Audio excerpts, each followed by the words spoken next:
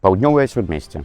Раён Варшавы, які даволі добра захаваўся падчас другой сусветнай вайны і варшаўскага паўстання. У момант, калі Варшава была зруйнавана на 85%, тут захавалася вельмі шмат аўтэнтычных будынкаў 18-19 стагоддзя, якія на сённяшні момант лічаць па 150, 200 і нават больш гадоў. Сакрэт яшчэ быць можа ў тым, што ўласна ў гэтым раёне немцы прыстасавалі вельмі шмат будынкаў пад свае адміністрацыйныя патрэбы.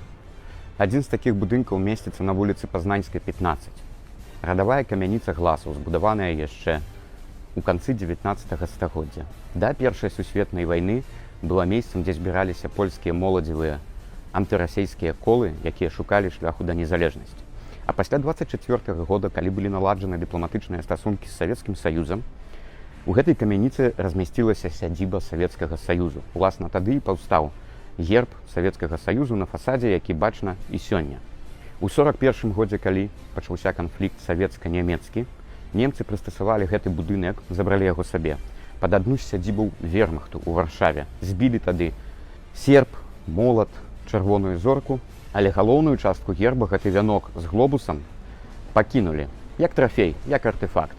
І ў такім выглядзе камяніца існуе па сённяшні дзень. Сёння тут месціцца вельмі файны гатэлек, дзе можна пераночыць у былых кабінетах вермахтаўцаў альбо савецкіх амбасадараў. А калі хочаце даведвацца больш пра Варшаву, Польшу і падарожжы, падпісвайцеся на мой блог і стаўце падабайкі.